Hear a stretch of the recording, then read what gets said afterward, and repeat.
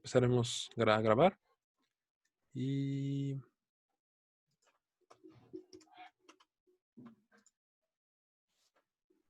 le damos a pantalla completa. ¿Sí se ve? Ok. Entonces es la clase del lunes 28 de septiembre. Y vamos a terminar el capítulo 1. El capítulo 1 del libro de Estructura Electrónica de Materiales de Adrian P. Sutton tiene en general dos secciones. La primera sección que vimos, vamos al revés como buenos mexicanos. La primera sección es la clase del día de hoy, la ecuación de estado universal para metales. Y la segunda parte del capítulo 1 es el repaso de mecánica cuántica. ¿Ok? Entonces, nosotros, como buenos mexicanos, empezamos por el repaso de mecánica cuántica y ahora vamos a ver la ecuación de estado universal para metales, ¿no? Antes de eso viene como una pequeña introducción a los motivos del libro que coincide mucho con los objetivos del curso y por eso vamos a hablar un poco de ellos y ya después nos entraremos directo a la ecuación de estado universal para metales, ¿no? Universal entre comillas porque tanto Rose como Sutton, bueno, Sutton en inglés, le ponen comillas a universal. Universal hasta donde pudieron probar en los años 80 y 90. Y como les dije, el potencial resultado de esta teoría sigue siendo el más usado hasta el día de hoy para metales de transición. El potencial, pseudopotencial que se utiliza en dinámica clásica, perdón, en dinámica molecular clásica, se conoce como Sutton-Chen y es el que mejor resultados da para casi cualquier material metálico con dinámica clásica. Ya luego veremos un poco de dinámica cuántica al final de este curso, que es el capítulo 11 y 12, que el buen David y yo seguramente en una sesión les hablaremos qué es lo que hacemos en el grupo de trabajo con dinámica molecular cuántica, ¿no? Entonces, lo primero que hace Sutton es explicar que este curso es un libro de texto de la Universidad de Oxford y se utiliza durante el segundo año de licenciatura en la universidad para 3 materias en específico. Una de ellas es estructura electrónica, la otra es teoría del electrón libre y finalmente teoría de bandas. Estructura electrónica se podría decir que es todo el libro, teoría del electrón libre es capítulo 7 y 8 y teoría de bandas es capítulo 5 y 6. Entonces todos esos que van a ser propiedades optoelectrónicas, lo que les interesa es teoría de bandas. Todos aquellos que van a hacer cosas metálicas y de conductividad les interesa teoría del electrón libre. Y en teoría, todos los del posgrado deberían conocer estructura electrónica, pero realmente pocos se dedican realmente a clavarse y estudiarla, ¿no? Entonces, la primera gran diferencia que hay es, este es un libro de texto de licenciatura y nosotros lo estamos utilizando en maestría. Eso les habla un poco de la brecha de conocimientos que hay entre las dos universidades. La segunda que yo les puedo decir y que tuve el placer de irme unos meses a Oxford hace un par de años, es que si ustedes saliendo de este curso deberían tener los mismos conocimientos teóricos de materiales que alguien de maestría de Oxford. Entonces, sí, es cierto, este libro de texto es para licenciatura, pero esperemos que todos ustedes salgan con un nivel para competir en un posgrado en el extranjero, ¿no? Entonces, la segunda crítica que hace Sutton a los cursos en general de la licenciatura en Oxford es que todos los cursos de estado sólido que ustedes ven, no sé con quién llevaron, por ejemplo, los físicos estado sólido. Bueno, materia condensada y... Sí, se llama materia condensada, ¿no, Alejandro? ¿La materia? Introducción, sí, materia condensada y física atómica. Física atómica y materia condensada. ¿Con quién la llevaron?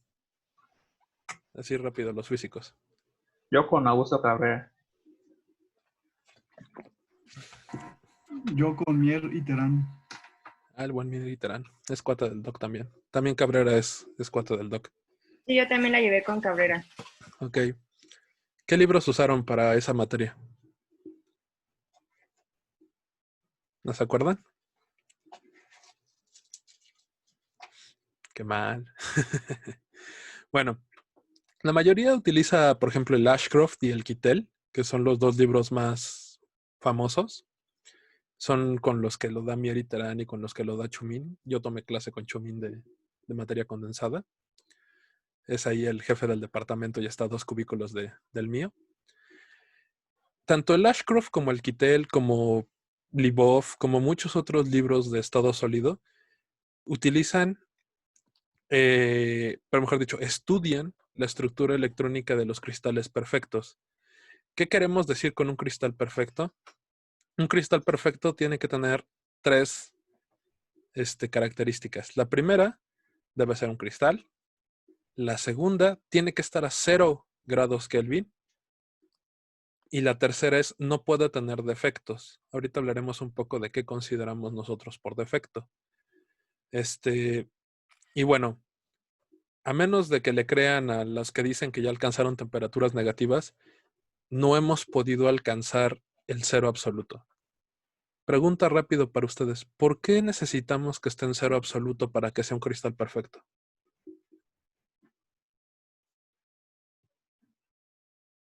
¿Alguien se le Porque ocurre? el movimiento de los átomos debe ser, las vibraciones deben ser mínimas.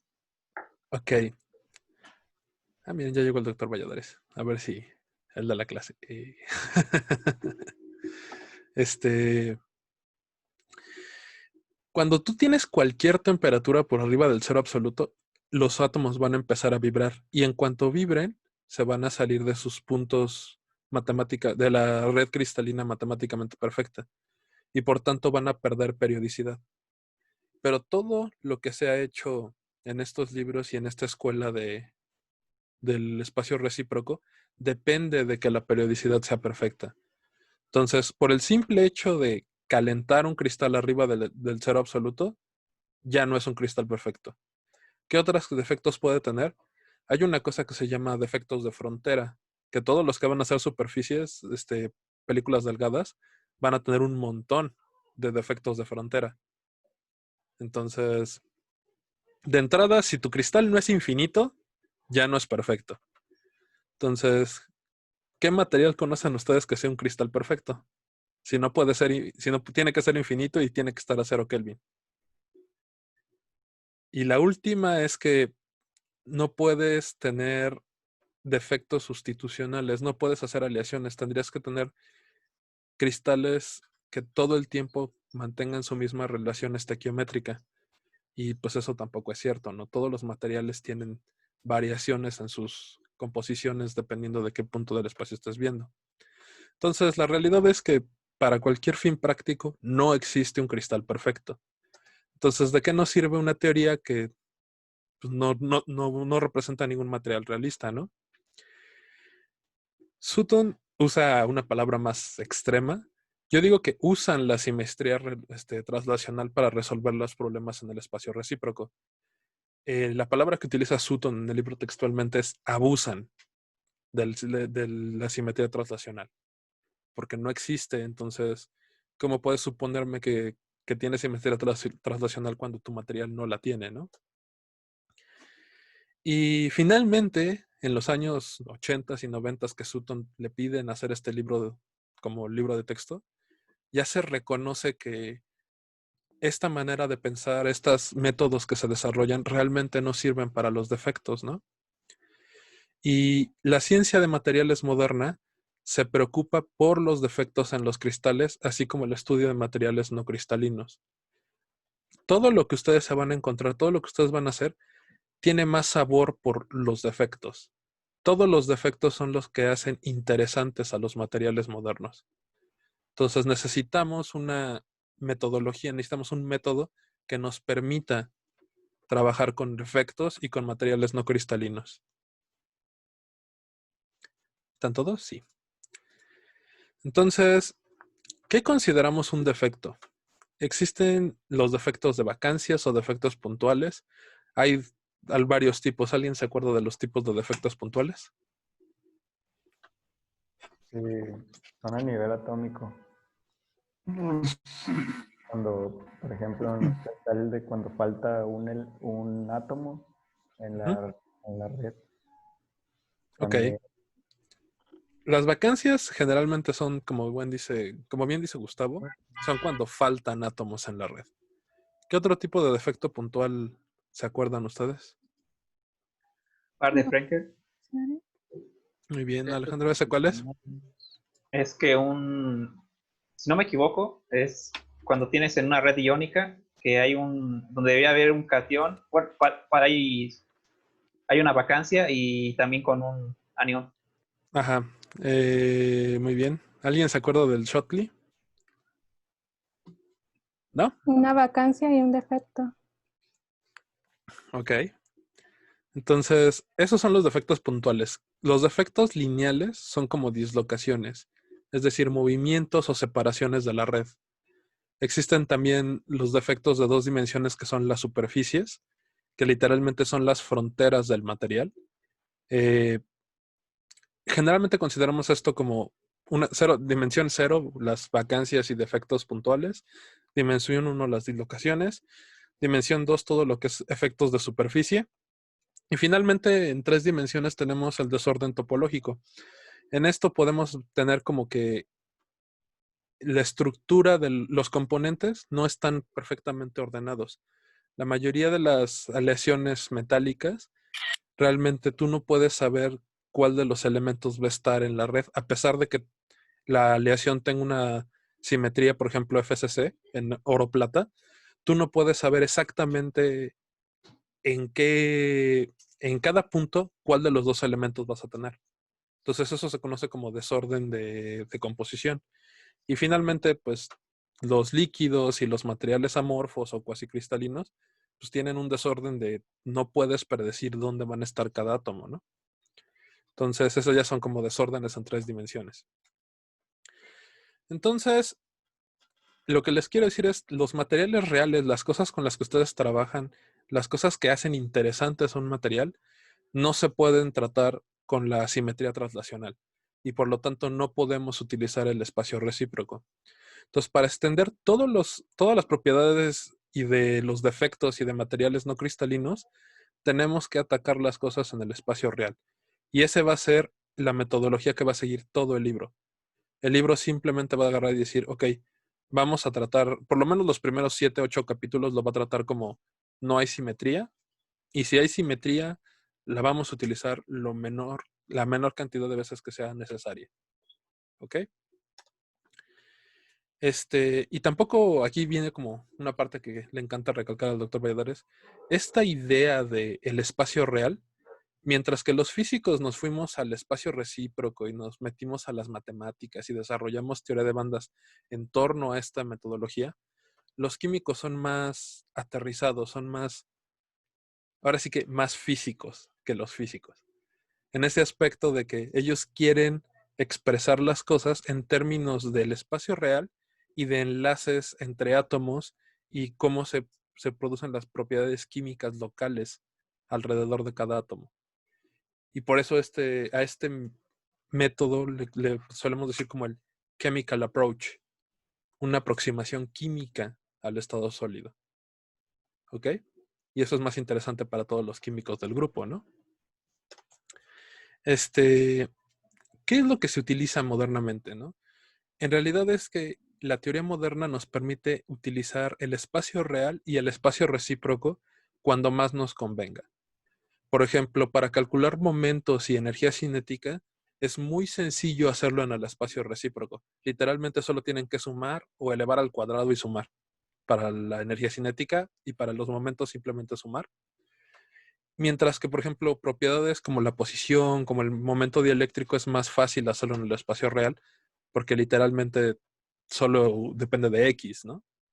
Entonces, en la teoría moderna, la forma moderna de hacer materiales teóricos es una mezcla de ambas aproximaciones. Aún, aún en materiales amorfos, de vez en cuando luego metemos ahí el espacio recíproco, aunque nuestro espacio recíproco sea solo un punto, el punto gamma. ¿Ok? ¿Hasta aquí hay dudas? ¿Les suena algo? ¿No? ¿Quién está llevando estructura de materiales? La otra estructura. Yo. Yo también. Ok. ¿Empezó Gonzalo o empezó Bucio? ¿O con quién le están llevando? Empezó Bucio. Ah, muy bien. Bucio les va a dar toda la parte como de espacio recíproco y de grupos puntuales y eso. Entonces, si no, por ahí del capítulo 3 me va a tocar venir a explicarles espacio recíproco para que no digan que no lo vimos. Y ya, ahí veremos puntos gamma y puntos de alta simetría y cosas así. Pero más que nada para que no se queden como este güey está hablando en chino, ¿no? ¿Hasta aquí hay alguna duda? El buen Edwin es la segunda vez que lo admito. Ok, entonces esta es como la primera parte del capítulo 1, como que explica cuál es la motivación, de dónde viene y para qué es el curso. Espero que no se sientan mal de que es un libro de licenciatura, pero no de cualquier universidad, ¿no? Y ya, entramos a la sección que nos compete el día de hoy, que es la ecuación de estado universal para metales. Y nada más rápido como comentario ahí cultural. En Oxford se utiliza mucho el método de enseñanza que le caería muy bien a la pandemia y es de, les dan a ustedes el libro de texto y el profesor solo llega a la clase a decirles, ¿tienen dudas? Y si nadie pregunta y si nadie tiene dudas, el profesor dice, ah, muy bien, nos vemos mañana con el capítulo que sigue, ¿no? Que fue más o menos como funcionó el semestre pasado la UNAM. Así de tomen el PDF, estudien por su cuenta y a ver cómo les va. ¿Cómo les fue, por cierto?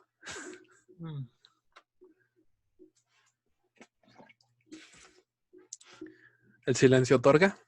¿Nadie quiere contar? Bueno.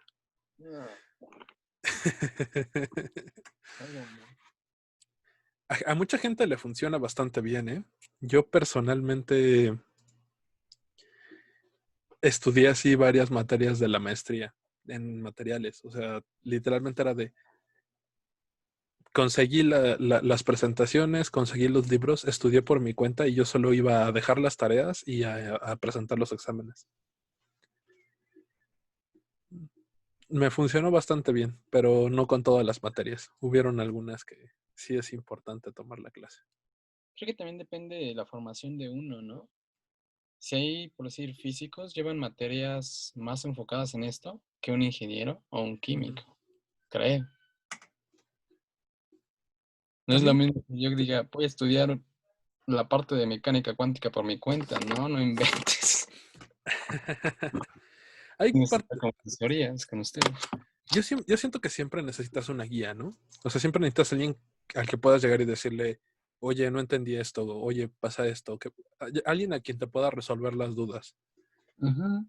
Entonces, esa es la idea de los cursos estilo Oxford, de que esté el profesor ahí para resolver tus dudas, no para enseñarte, ¿no? Porque es tu responsabilidad aprender. Ajá. Y en ese aspecto es algo muy parecido al doctorado. O sea, se van a encontrar, ahorita en maestría todavía tienen clases, ¿no? Y están acostumbrados, siguen como con el rush de la licenciatura. Son igualito que la licenciatura, ¿no? Llevan materias, hacen tareas, hacen exámenes. Cuando entren al doctorado se van a dar cuenta que ya no hay materias, ¿no? Y ahora ya ni siquiera hay doctorales, ya ni siquiera tienen por qué estudiar. Entonces, los alumnos de doctorado estudian porque necesitan aprender. Y en ese aspecto, pues sí les sirvió un poco el acostumbrarse al método de estudio de estudia por tu cuenta, ¿no? Pero bueno, démosle que ya se están durmiendo los demás así de, ay, ¿cuándo se va a callar? Ok, entonces, ecuación general ecuación de estado universal para metales. Esto no es en sí estructura electrónica, pero muchos de los términos y muchas de las ideas que van a surgir en los próximos capítulos tiene que ver con cosas que van a surgir en esta clase. Entonces, en esta clase es como para que se den una idea de estos términos que van a ir surgiendo y de estas cantidades que vamos a ir calculando. Entonces, y aparte, si eso no les parece suficiente, Sutton da 3 buenas razones para poder estudiar la ecuación de estado universal para metales. La primera es encontrar algunas cantidades, algunas propiedades que la estructura electrónica podría explicar o pueda explicar. La segunda es que todos los resultados aquí mostrados son resultados experimentales empíricos y por sí solos son muy interesantes e importantes para la ciencia de materiales. Entonces, aunque no les encontremos correlación con la estructura electrónica, es bueno que sepan esto. Es buena para la teoría de materiales, ¿no?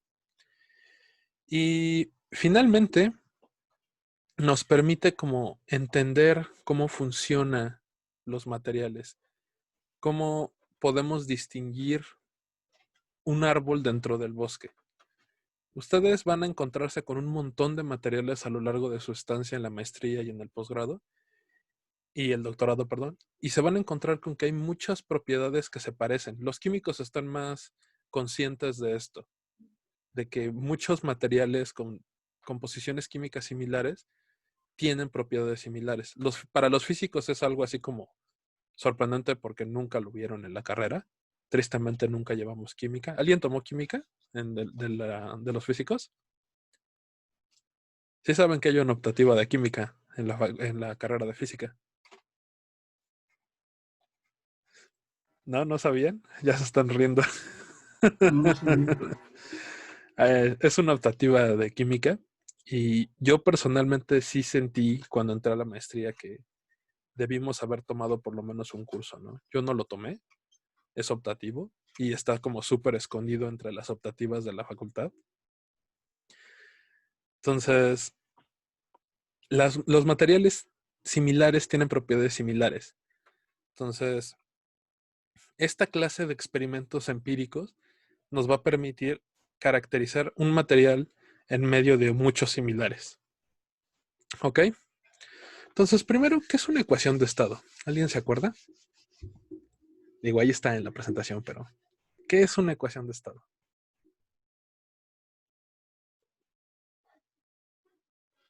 ¿No? ¿Nadie? Una ¿Ninguno? ecuación de una variable intensiva en términos de variables extensivas. Ah, muy bien. Entonces, en general, es una ecuación de este estilo. Es una función que me relaciona mis variables termodinámicas, explícitamente las intensivas, como son la presión y la temperatura, en términos de las extensivas, como son número de átomos, volumen, etcétera, ¿no?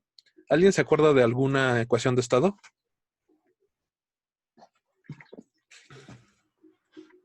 Los gases ideales. Ah, muy bien, mi querido Gustavo. ¿Alguien la puedes decir? Sí, PV igual a NRT. Ok. Esa es la de moles. Aquí en particular vamos a trabajar con átomos, entonces la que nos interesa es Pancho Villa sobre Tamaulipas, digo, PV igual a NKBT, donde N es el número de átomos y KB es la constante de Boltzmann. Como les dije la vez pasada, los alemanes son muy serios y le ponen a sus constantes variable desconocida, mientras que los ingleses son muy sencillos y dicen, va a llamarse constante de Boltzmann, ¿no? Entonces, muy bien. Esto los físicos deberían tenerlo claro porque es la materia teórica del último semestre, pero en estado sólido también existen ecuaciones de estado, ¿no? Pero en vez de tener la presión y la temperatura como variables termodinámicas, lo que hacemos en el estado sólido es medir el tensor de esfuerzos, el estrés, y el tensor de desplazamientos, strain. ¿Sí se acuerdan de esto? Entonces, cuando ustedes aplican un esfuerzo a un material, va a tener 4 zonas que estamos viendo en esta gráfica. La primera es un comportamiento lineal que sigue la ley de Hooke. Explícitamente, la ley del estrés es igual a la constante de resorte por el tensor de desplazamientos y ese tensor de esa constante de resorte es el módulo de Young, que es la pendiente de la curva que vemos en esta zona, ¿no? La primera parte. ¿Qué pasa? Ese se le conoce como la parte elástica de las deformaciones, ¿no? Es como, por ejemplo, un resorte. Si ustedes lo comprimen un poco, pues se comporta precisamente como un resorte. Pero, o si lo jalan un poco. Pero ¿qué pasa si ustedes jalan demasiado ese resorte? Se deforma. Pues primero vamos a tener un punto en donde ya va a dejar de comportarse de manera lineal, va a dejar de seguir la ley de Hooke y va a empezar a tener deformaciones. ¿Qué pasó? Es deformación elástica y plástica, ¿no? Sí, la parte lineal es la deformación elástica. Después, cuando deja de ser lineal, tenemos deformaciones plásticas. Son deformaciones que alteran la composición del material de manera permanente. Ya no se recupera. Y finalmente tenemos la fractura, ¿no? Si ustedes siguen jalando el resorte, pues llega un momento en el que el material cede y se rompe. Entonces, esta es como la idea que tiene, ¿no? Pero, y aquí viese un comentario de Soran de que sí, ok, en el estado sólido se maneja tensor de esfuerzos, tensor de desplazamientos, pero podemos seguir pensando en términos de temperatura y de presión, aún en el estado sólido, ¿no? Entonces, esta es la idea que tenía Rose en los años 80 y la que retoma aquí Soran en el capítulo 1. Vamos a tener un estado sólido y le vamos a meter presión, vamos a meterle un tensor de esfuerzos, pero no me voy a fijar en el estrés, voy a fijarme en la presión que le estoy poniendo, una presión hidrostática en todas direcciones. Y para esto, lo primero que hace es definir una cantidad conocida como el radio de Wigner-Seitz. Entonces, agarra y dice, ok, yo necesito una manera de definir a mi metal en términos de algo que no sea angstroms, ni nanómetros, ni nada, ¿no? O sea, que sea una característica de cada uno de los metales que los distinga entre a cada uno de ellos, ¿no? Por ejemplo, el paladio y la plata son hermanitos. Los dos son metales de transición, los dos son plateados, tienen un peso muy similar, tienen una conductividad similar y están al lado uno del otro de la tabla periódica, ¿no? Los dos tienen una estructura FCC, los dos tienen un radio de 1.3, 1.32 más o menos radio atómico covalente. Los dos tienen más o menos 3.9 de lado de la red FCC. En general son muy parecidos, ¿no? Pero si tú llegas y me dices que, no sé, ¿qué otro metal saben? El cobre. ¿El cobre se parece a la plata?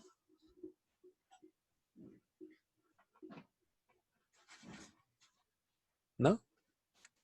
¿Todos han tenido plata y cobre en su mano? Sí. ¿Se parecen? Físicamente, ¿no? ¿Por qué no? Uno es más dúctil, tienen distintos puntos de fusión. Ok, tienen diferentes puntos de fusión, muy bien. Esa es una buena diferencia. Físicamente, uno es rojo y el otro es plateado, ¿no? Entonces, no emiten la misma cantidad de colores. ¿Cuál es mejor conductor? ¿El cobre o la plata? Plata. Plata. Ok, muy bien. ¿Cuál es mejor conductor, la plata o el oro? La plata. Ah, primera vez en 8 años que alguien me dice la respuesta bien.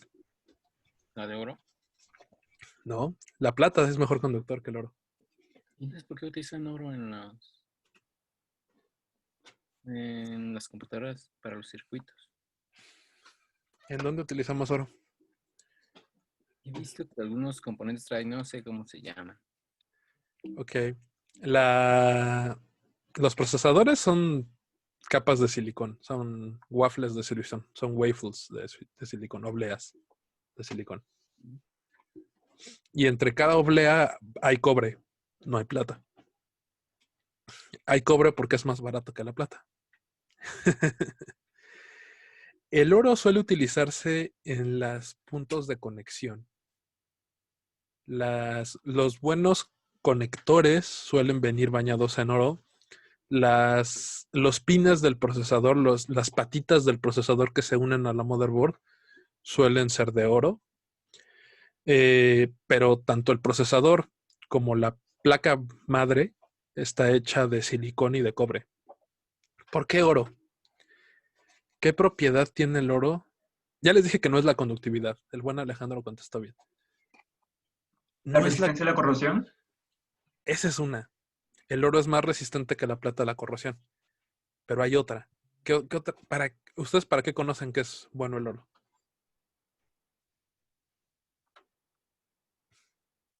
Vamos, todos van a ser experimentales, ¿no?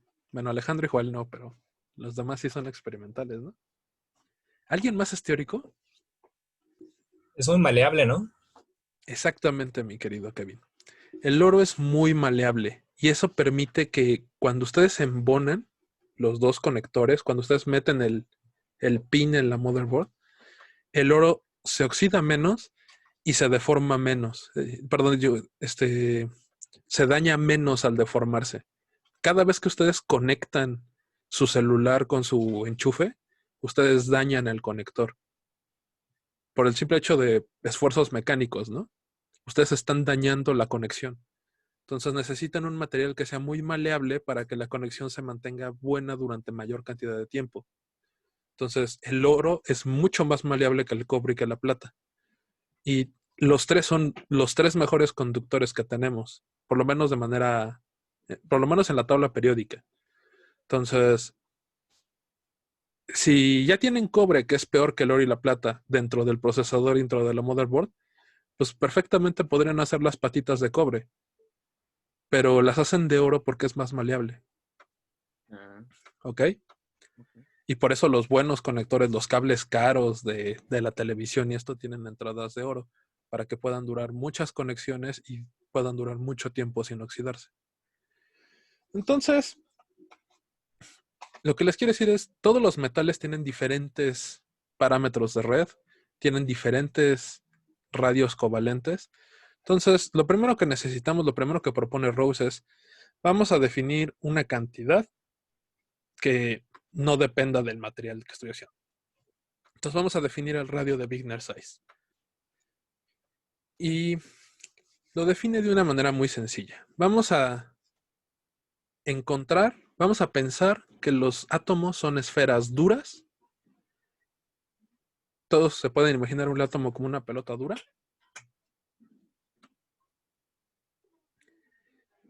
Y vamos a pensar que llenan todo el espacio. Entonces, yo tengo n átomos en mi celda, n chiquita. ¿Y cuál es el volumen de una esfera? 4/3 de pi por radio al cubo. 4/3 de pi por radio al cubo, ¿no? Entonces voy a imaginarme que todo el volumen de la celda está completamente lleno por los n átomos. Entonces, ustedes tienen su celda unitaria. Por ejemplo, la plata es FCC, el paladio es FCC, el cobre es FCC, el oro es FCC. Todos los metales que se utilizan en joyería son FCC. Ya luego lo haremos por qué. Literalmente en el capítulo 7. Y voy a pensar que estos n átomos llenan completamente mi celda. ¿Se acuerdan de sus clases del propedéutico? Este término de pensar que las pelotas llenan el espacio se le conoce como... ¿Cómo se le conoce? ¿Esfera rígida? Es el modelo de esfera rígida, pero este término de qué tanto llenan el volumen las esferas, ¿cómo se conoce? Factor de empaquetamiento. Muy bien, mi querido Marco. Es el factor de empaquetamiento. ¿Cuál es la red con mejor factor de empaquetamiento? Hexagonal. Hay dos, la FCC y la hexagonal compacta, que son prácticamente iguales, ¿no? Son muy parecidas, son como hermanitos. Entonces, ¿cuál es el factor de empaquetamiento de la hexagonal compacta y del FCC? Creo que .72, algo así. 0.74. Muy bien, pero aquí el radio de Wigner size está considerando que todo el volumen va a ser ocupado por las esferas.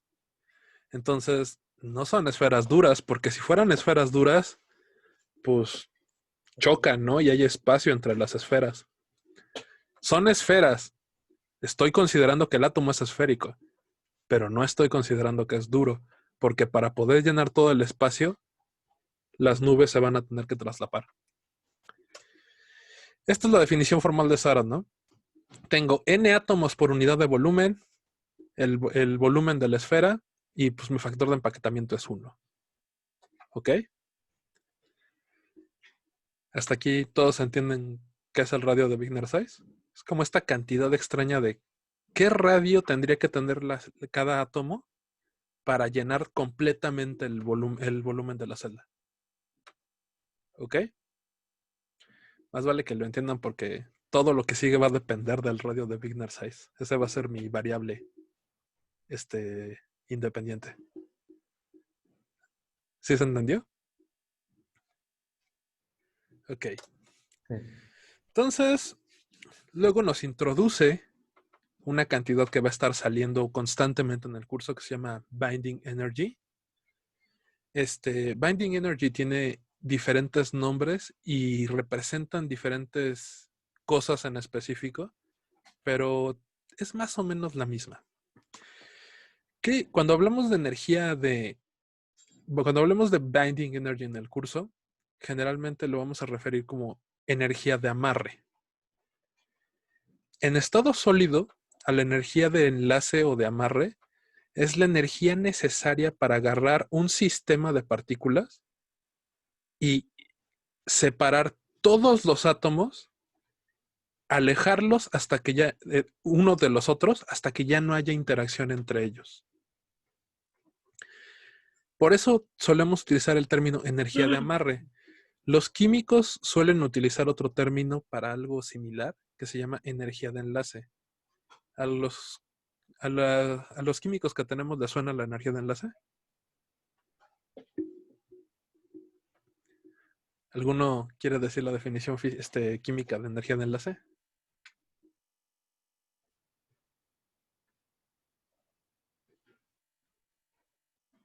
No se avienten, no se avienten.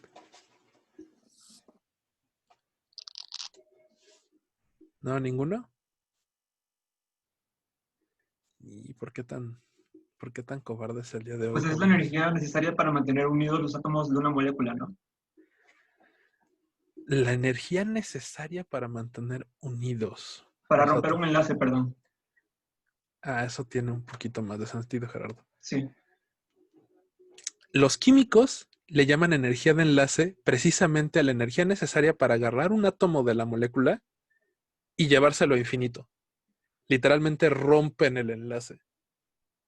Entonces, la diferencia entre lo que llama Soron, lo que llaman en el estado sólido energía de enlace, y lo que llaman los químicos es que los químicos están pensando en un enlace, en un átomo. Mientras que en el estado sólido es agarrar todos los átomos y llevarlo cada uno al infinito. ¿Ok? Pero si se dan cuenta es la misma idea, ¿no? Es agarrar el átomo y llevárselo. Ahora, ¿por qué le dije al buen Gerardo que su primera definición estaba mal? Él agarró y dijo que necesitábamos energía para mantener la materia unida. Eso físicamente no tiene sentido y tiene que ver con lo que hablamos en la clase pasada, con el principio de mínima acción. El ejemplo que utiliza el doctor Valladares es, están en el salón y todos ustedes tienen una paleta enfrente de ustedes, la paleta donde están recargados, y les dice, ¿por qué la paleta de madera? ¿Por qué la madera tiene esa forma? ¿Por qué los átomos de carbón, de hidrógeno, de oxígeno se unen para formar celulosa? ¿Por qué no están flotando como gases? ¿Cuál es la explicación científica de por qué la madera es el punto de equilibrio estable?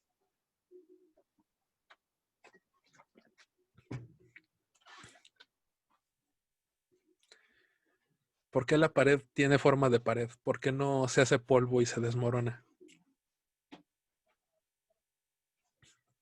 Tiene que haber una razón científicamente explicable, ¿no?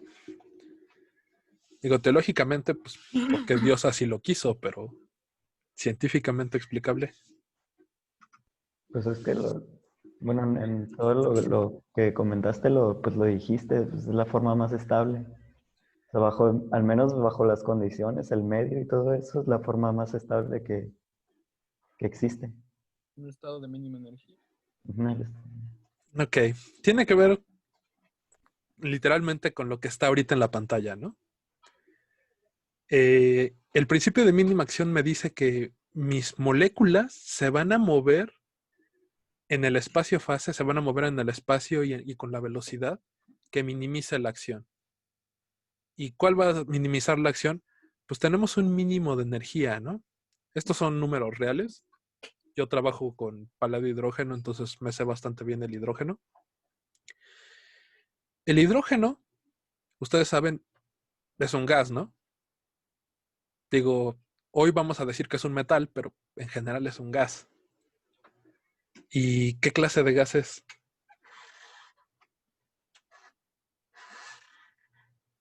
¿Es un gas ideal? No. Diatómico. Es un gas diatómico, ¿no?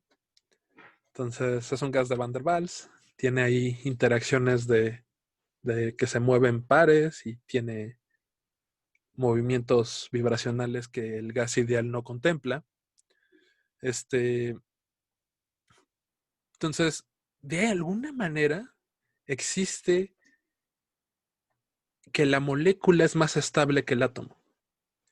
Entonces, en la gráfica que aquí tenemos, la energía del átomo, esa energía que calculan cuando resuelven el átomo de hidrógeno, pues es esta línea punteada que vemos aquí, ¿no? Entonces, cuando se unen los dos átomos, cuando se juntan y forman una molécula, se unen porque hay un mínimo de energía.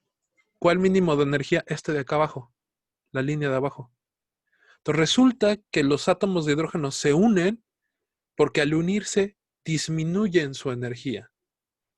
La materia está unida porque es un estado de mínima energía local.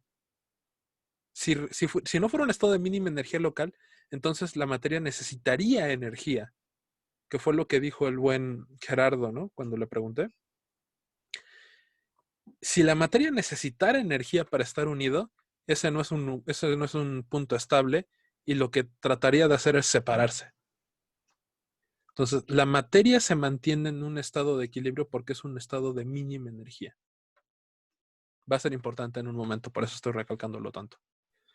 Para los que les interese, pues la distancia de mínima energía de la molécula de hidrógeno es 0.74 y la energía que libera al sistema son 104 kilocalorías mol o algo así como, ahorita no me acuerdo, debí haber hecho el cálculo, como 4.5 electronvolts libera. Entonces, cuando los átomos se unen, liberan energía al medio ambiente. ¿Ok? Muy bien. Entonces, ¿alguna duda con energía de enlace? ¿No? Y esta curva es importante, por eso la puse y por eso la puse con hidrógeno.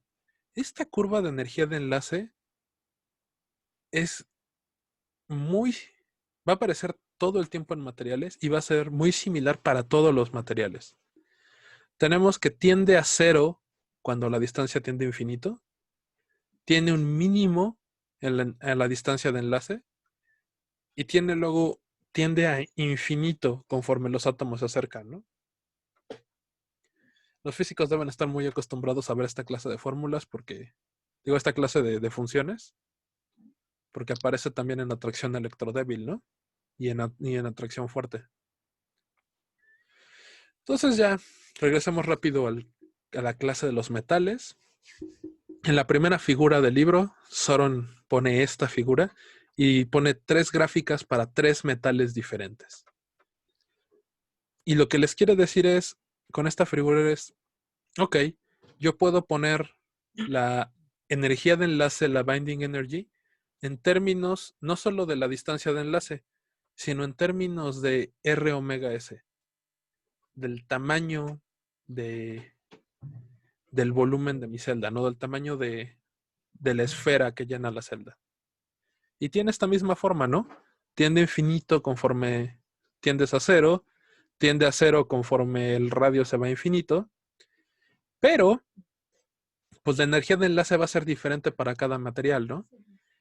Algunos, como la 1 va a ser muy profunda y muy estrecha, algunos van a ser muy superficiales como la 2, va a tener una energía de enlace muy pequeña en valor absoluto, pero va a ser muy amplia en su curvatura. Y esto es algo que ustedes deberían esperar, ¿no? Diferentes materiales tienen diferentes energías de enlace, pues porque son diferentes átomos, ¿no? Tienen diferentes radios, tienen diferentes nubes electrónicas. No les debería sorprender que cada una fuera diferente. Entonces, quedamos en que íbamos a hacer una ecuación de estado universal, ¿no? Y pues si es universal, tiene que poder describir todas las curvas. Entonces yo necesito hacer de alguna manera un artilugio matemático para que todas las curvas de energía de enlace coincidan. Y así encontrar una forma universal, ¿no? Que me describa todas las curvas de energía de enlace. Entonces, ¿qué es lo primero que se les ocurre? Si ustedes ven estas tres curvas, ¿qué es lo primero que harían? Para que las tres se parezcan, ¿no? Pues rescalar, ¿no? Muy bien, Gustavo. Rescalar. ¿Qué rescalamos? Los ejes. Ok, vamos a rescalar los dos ejes. ¿Cuál es el primero que se les ocurre?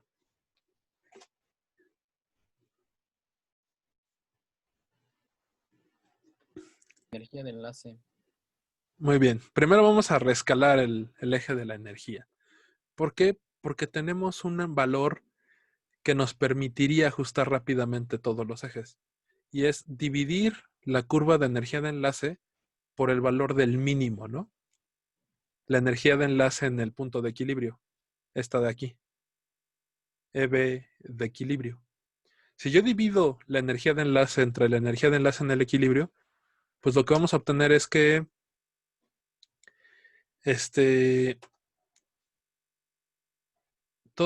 vamos a obtener que el eje de energías está normalizado y todos los mínimos ahora coincidirían en -1, ¿no?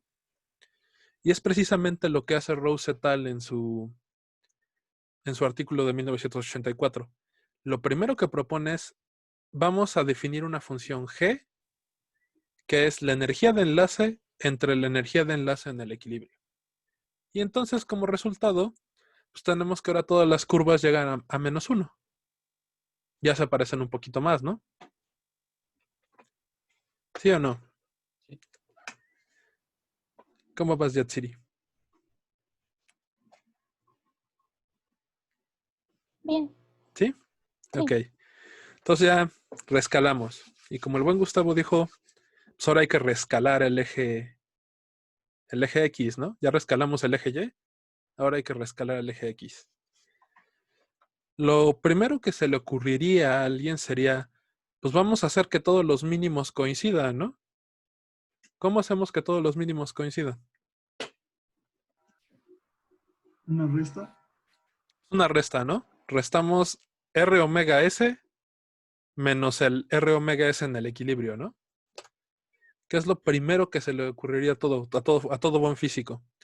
El problema de hacer esto, y lo menciona el buen Saron, es que las funciones G tenían diferente curvatura. Entonces, si nada más hacemos la resta R omega S menos, en el equilibrio menos R omega S, las funciones solo se tocarían en un punto, en el 0 menos 1. ¿Están de acuerdo? Pero el resto de la curva seguiría siendo diferente porque habría algunas curvas muy cerradas y algunas muy abiertas, ¿no? Entonces, aunque se tocaran en el equilibrio, en el resto de las distancias serían diferentes. Entonces, de alguna manera, tenemos que meter la curvatura en el ajuste del eje para que todas nuestras curvas tengan la misma curvatura y coincidan en todas las longitudes, en todos los radios, no solo en el punto 0 o -1. ¿Ok? Y entonces agarra y dice, vamos a meter la curvatura. Y como buen físico, Rose agarra y dice, vamos a aproximar por una aproximación armónica. ¿Cuál es la aproximación armónica? Segundo orden. Pues es una parábola, ¿no? Esencialmente. ¿Qué parábola? Esta parábola que está aquí punteada. ¿A qué se refiere el buen Gustavo con segundo orden? Aquí no le puse la separación de que fuera poniéndose una por una. Entonces vamos a hacer la parábola, la parábola punteada, ¿no? Entonces yo tengo mi función G, R, omega, S, que es la energía de enlace normalizada, y la voy a expandir en términos de la serie de Fourier. Todos han escuchado en términos de la serie de Taylor. ¿Todos han escuchado de la serie de Taylor? Sí, ¿no? ¿Quién sabe? Voy a expandir. Yo puedo expandir casi cualquier función en un polinomio de orden infinito, ¿no? Y entonces voy a tener términos del tipo G a la GI, que es la derivada iésima de la función, evaluada en un punto, multiplicada por el polinomio del punto donde estoy evaluando menos la variable independiente, ¿no? Y entonces expando esto en términos, esta serie, con un número infinito de términos, y me queda la serie de abajo, la ecuación 5.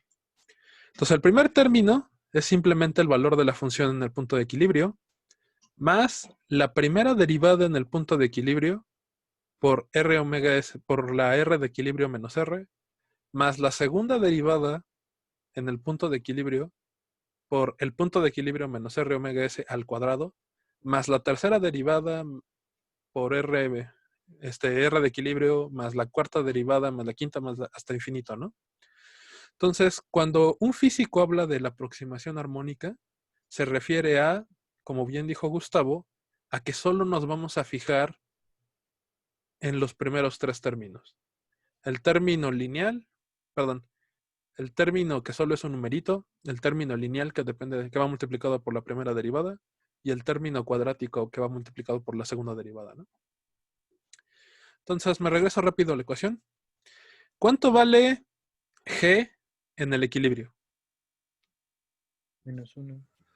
¿Por qué? Porque acordamos que G iba a ser EB entre el EB de equilibrio y eso me daba el -1. Muy bien. Pues, la acabamos de normalizar, ¿no? Entonces, la G en el equilibrio vale -1. ¿Por qué? Porque la normalicé así. Muy bien, mi querido Marco. ¿Cuánto vale la primera derivada en el equilibrio? 0. ¿Por qué 0? Constante. Es constante, no tienes variable ahí.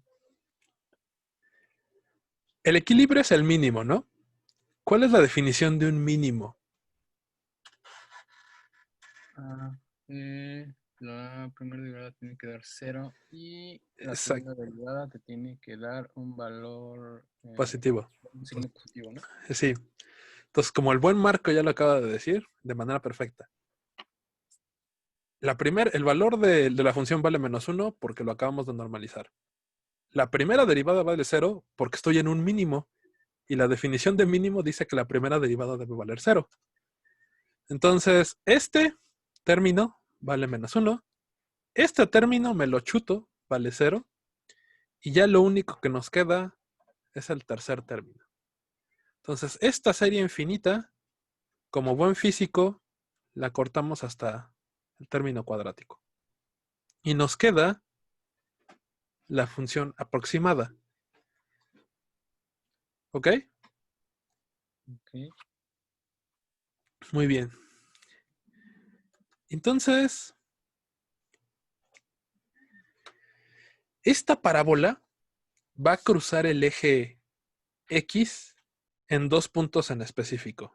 Cuando este polinomio valga 0, ¿no? Entonces, cuando vale 0, paso el -1 del otro lado y pues ya puedo dividir, paso la derivada dividiendo y entonces ya me queda esta ecuación. Cuando pase esto, cuando R omega S valga esto, eso van a ser los puntos donde esta parábola cruce el eje X, ¿no? Uno está abajo de R omega del equilibrio, uno está arriba del equilibrio. Y entonces agarra Sutton y dice, voy a definir una longitud característica del material como precisamente donde cruza la parábola.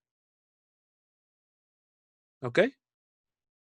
Y entonces dice, voy a escalar mi eje R omega S en términos de esta longitud. Y de esa manera, pues ya no importa si mis curvas de energía están muy cerradas o muy abiertas, pues como yo le estoy reescalando precisamente en qué tan abierta está, pues entonces mis curvas van a coincidir. ¿Ok? Aquí viene un poco de explicación de cómo es que Sauron se va a quitar este 2 y este de acá abajo. Yo encontré una manera diferente de cómo quitármelo. ¿Alguien se acuerda de la definición de curvatura? Sí, ya sé que la vieron en cálculo 1, pero pues deberían acordarse de cómo es la curvatura de una función. Si no, pues como buen profesor, pues ahí está, ¿no? Aquí está en la presentación. Esta es la definición de curvatura. Para una función y igual a f de x, la curvatura es el valor absoluto de la segunda derivada entre 1 más la primera derivada a la 3 medios. Entonces yo les pregunto a ustedes, para el caso de la energía de enlace normalizada, pues es el valor absoluto de la segunda derivada entre 1 más el valor 1 más la primera derivada a la 3 medios. ¿Pero cuánto vale la primera derivada en el equilibrio? 0. Entonces la curvatura me queda simplemente el valor absoluto de la segunda derivada en el equilibrio, ¿no? Y que como bien dijo Marco, pues es un mínimo. Entonces G bi'prima es positiva, entonces podría incluso quitarme el valor absoluto. Entonces, Sauron y Rose dicen que el factor 2 raíz de 2 es irrelevante porque es el mismo para todos. Entonces que simplemente lo podemos omitir. Yo lo que les puedo decir es que pues en vez de omitir pues mejor uso la definición de curvatura. La curvatura tiene unidades de 1 entre longitud, entonces yo puedo definir la longitud como 1 entre la segunda derivada, ¿no? Entonces, esta es finalmente la escala de longitud que termina utilizando Rose. Y dice, mi radio de Wigner size lo tengo que dividir entre este valor L, y entonces con esa escala yo ya puedo obtener que todas las curvas, que todos van a tener exactamente la misma curvatura.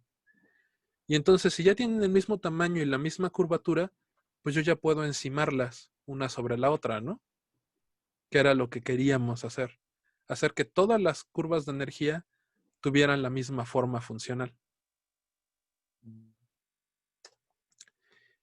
Y esta es la conclusión del artículo de Rose de 1984.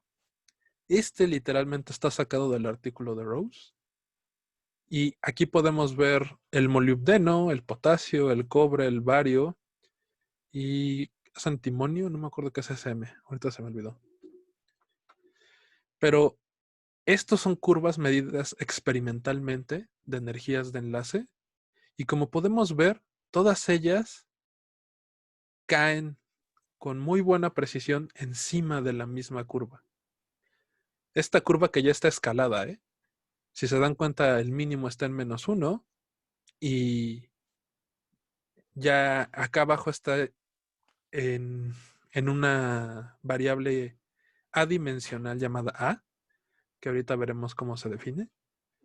Pero todas las curvas que se han hecho y todos los experimentos que se han hecho hasta la fecha hacen que caigan muy bien sobre la curva que predijo Rose hace 40 años. ¿Ok?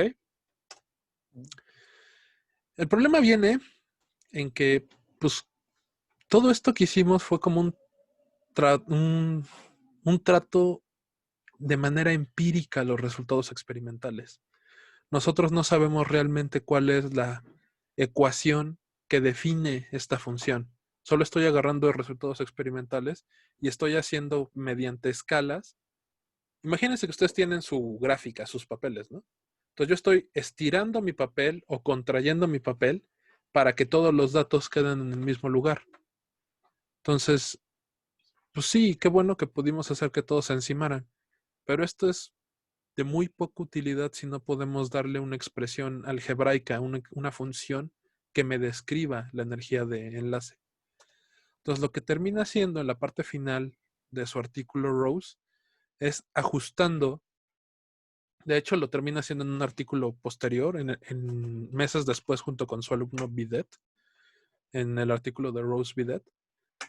No me acuerdo si es de 1985 o finales de 1984, pero el mismo Rose ajusta esta curva.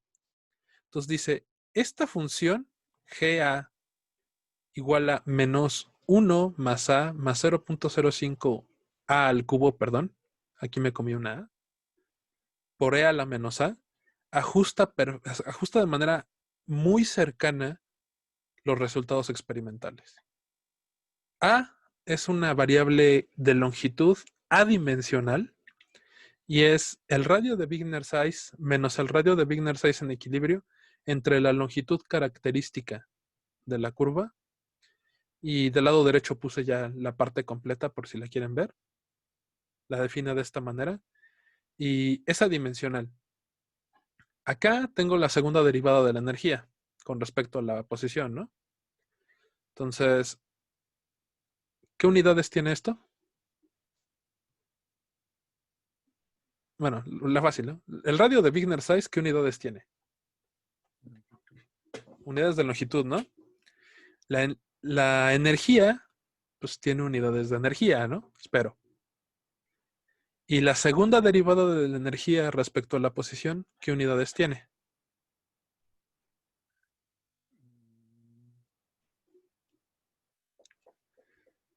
Pues De energía sobre longitud. energía sobre longitud al cuadrado, ¿no? Porque es segunda derivada.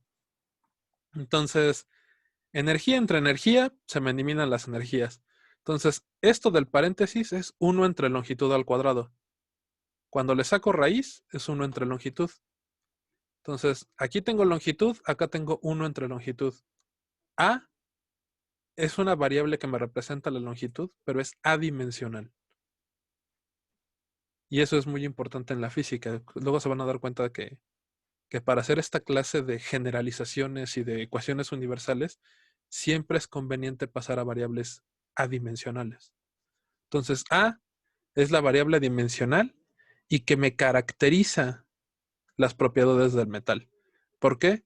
Porque tiene el radio de Wigner size y tiene la curvatura de la energía de enlace. En un momento hablaremos que tiene que ver la curvatura con las propiedades del metal. Y entonces, en su artículo de Rose Bidet, de 1984/85, ahorita no me acuerdo exactamente cómo es, y en el Sutton nada más hacen referencia al artículo original, proponen esto. Y esto se conoce como la ecuación universal, la ecuación de estado universal para la energía de enlaces en metales. Y a ustedes les va a tocar trabajar con esta en el problema 1. Pero la sección se llama ecuación de estado, ¿no? Y yo acabo de encontrar una ecuación universal para la energía de enlace. Entonces, la pregunta que ustedes deberían tener es, ¿cómo carajos consigo la ecuación de estado? Y lo que deberían saber todos ustedes que son expertos en termodinámica, ya pasaron un curso propedéutico de maestría de termodinámica, ¿cómo calculamos la presión a través de la energía de enlace?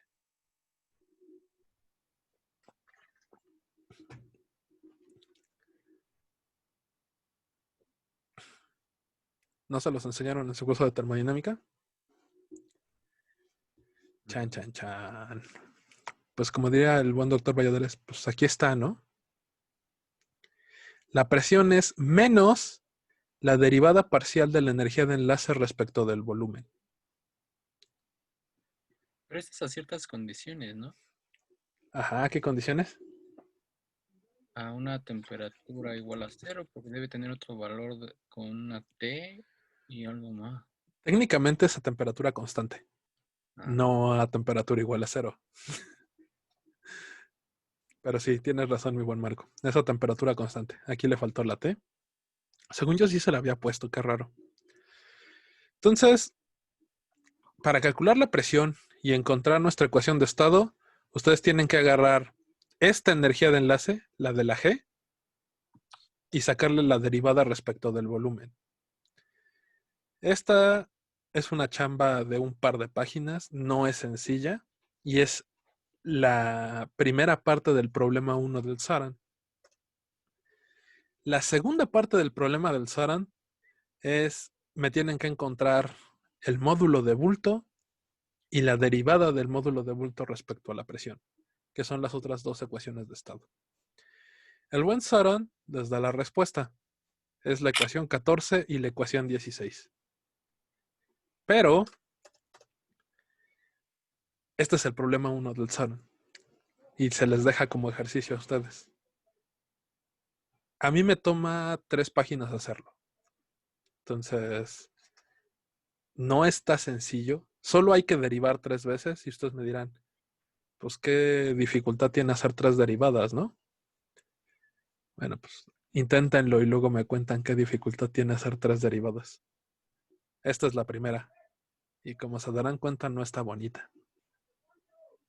La tercera está bonita. La segunda, la del módulo de bulto, no. ¿Ok? Y bueno, resulta que el módulo de bulto es proporcional a la segunda derivada.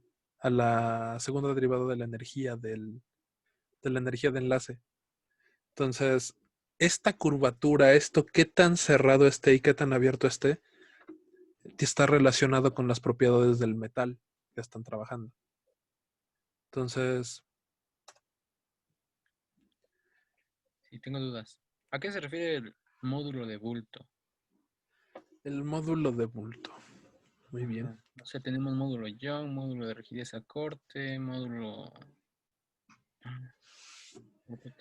Bueno, otros, pero así que aparezca módulo de bulto. Muy bien. Nos regresamos. El módulo de bulto tiene que ver, está relacionado con la segunda derivada y con la curvatura de la energía de enlace. Literalmente en esta imagen. Es qué tan parecido es esta curva de energía de enlace con respecto a la aproximación armónica. ¿Te acuerdas cuando vimos módulo de Young? Ujú. Acá estamos, ¿no? Aparte las- La parte elástica. Sigue la ley de Hooke, la de el tensor de estrés es igual a, bueno, en física sería F igual a KX. Entonces, Ujú. el módulo de Young E toma el punto de como de la constante de resorte. ¿Ok? Ajá. Entonces, eso es, aquí el módulo de Young es la constante de resorte de cómo se va a deformar el material cuando tú le aplicas una deformación. Ok. ¿Ok? Sí. Pero, a ver, para los físicos, ¿cómo es la energía potencial de un resorte? Pues es un medio de KX cuadrado, ¿no? Es un medio de kx cuadrado. ¿Y eso qué forma tiene, mi querido Gustavo? Parábola. Es una parábola. Entonces, resulta que K es la segunda derivada de kx cuadrada, ¿no?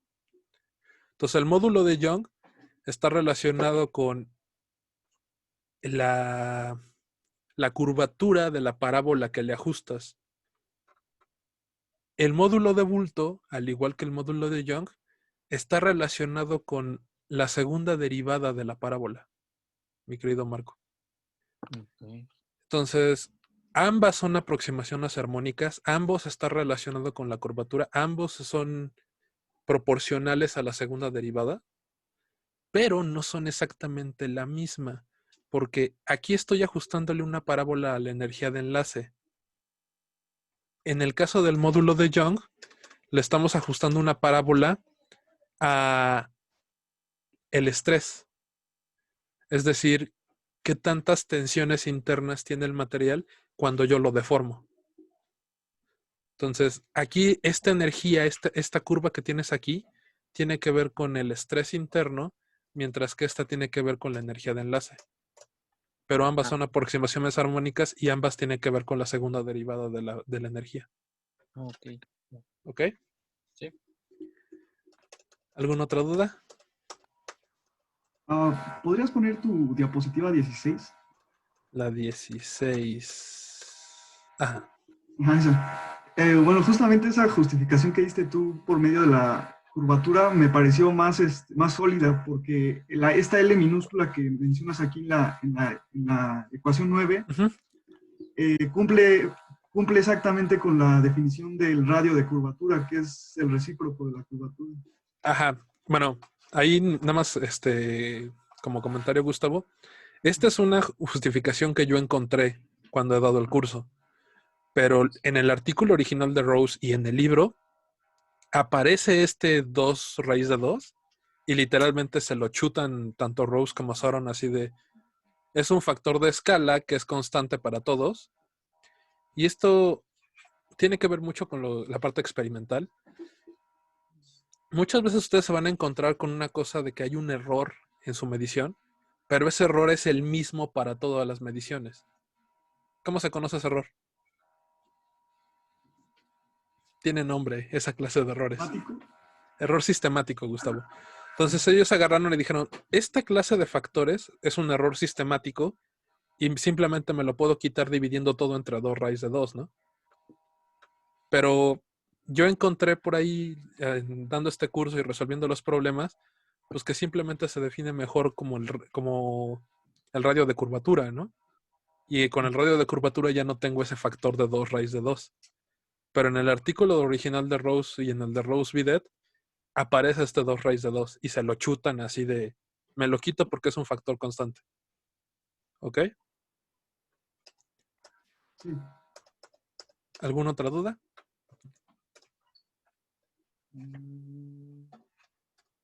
No sean cobardes. Tal vez ahorita no, pero sí se va a hacer el grupo de WhatsApp para las dudas. Ah, sí, justo ahorita que tenemos tiempo, ahorita creo el grupo y de una vez checamos si están todos.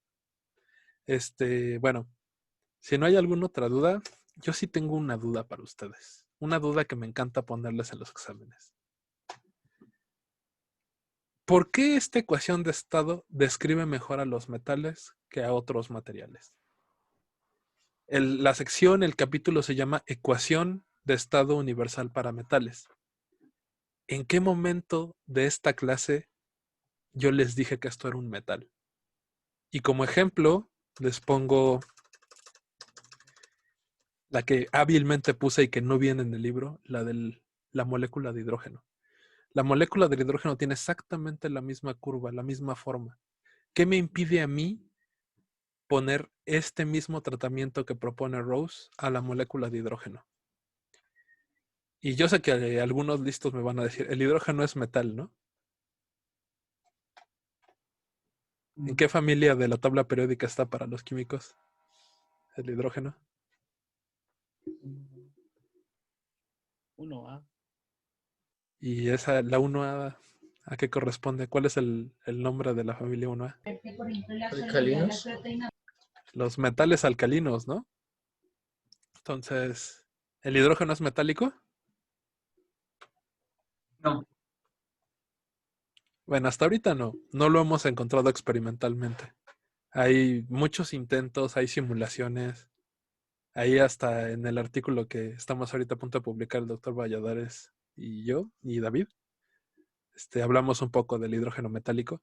Entonces, el hidrógeno debería ser un metal, pero experimentalmente es un gas diatómico. Entonces, si tiene esta misma forma, ¿por qué no le aplico la fórmula de Rose et al? ¿Por qué no utilizo la ecuación de estado general? Perdón, ecuación de estado universal. ¿En qué momento yo metí a los metales? Aquí.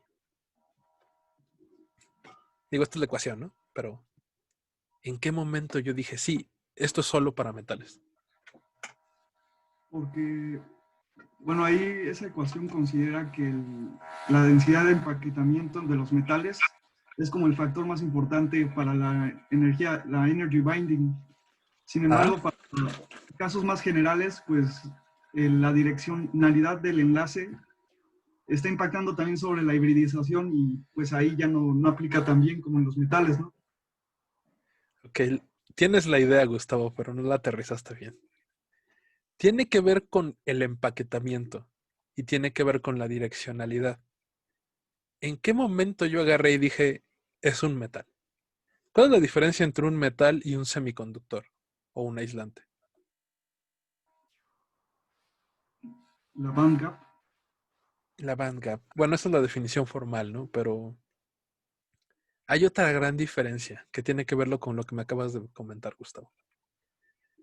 ¿Cómo son los enlaces en un metal?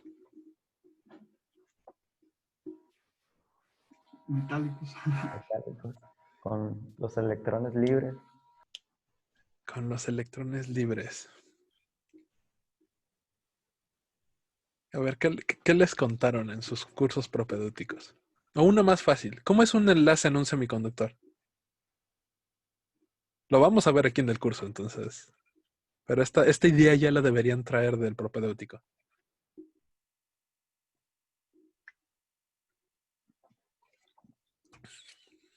Digamos que si me hubieras contestado eso en el examen, te hubiera puesto .5, .75, Gustavo. Te faltó como darle así al clavo exacto. ¿En qué momento metí yo que esto es un metal?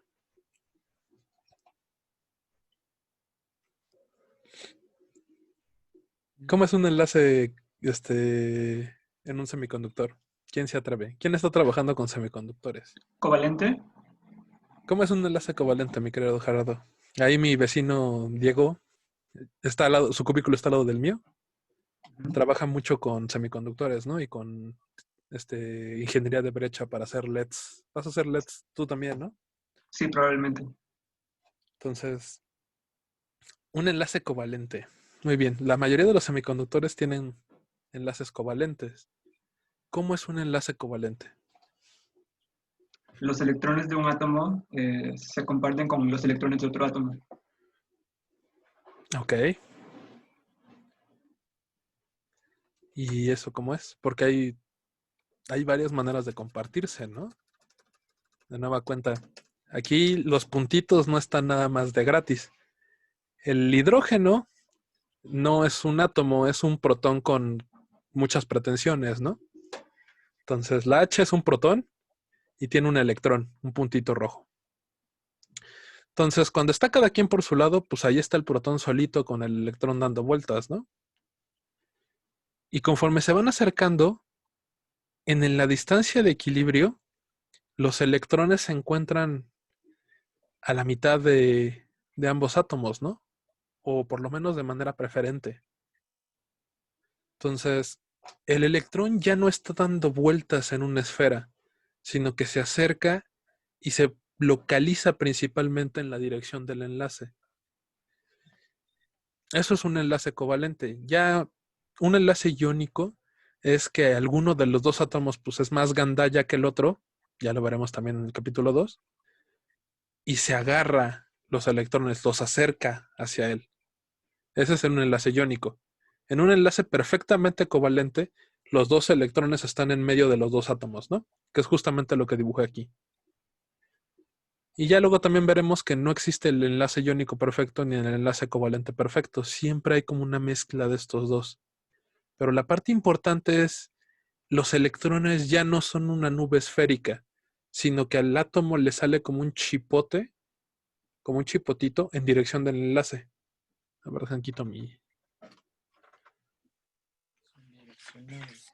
dejen quito rápido el fondo de pantalla.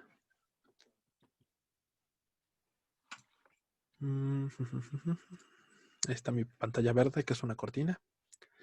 Entonces, generalmente cuando ustedes tienen la nube electrónica de un metal, ustedes van a ver que es una esfera o muy similar a una esfera. Pero en un enlace covalente o en un iónico covalente, a la esfera le va a salir una protuberancia en dirección del enlace. La nube electrónica empieza a concentrarse en dirección del enlace. Y entonces pierde su característica esférica.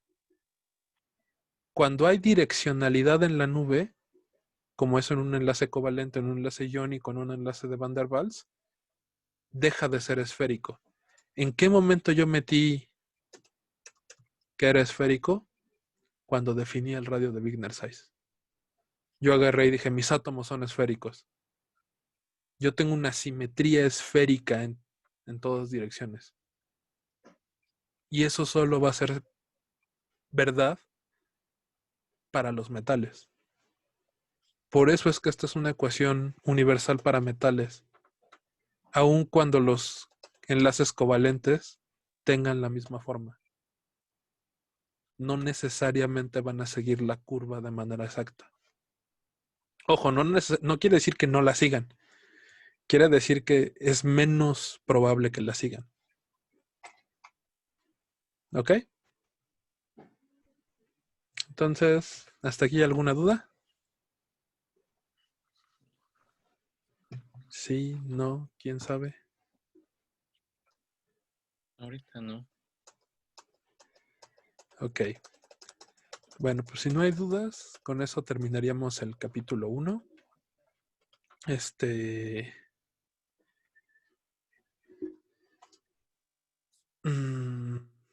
Sí, con eso terminaríamos el capítulo 1. La sección que sigue en el libro son las de repaso, que ya vimos de mecánica cuántica y de átomo de hidrógeno.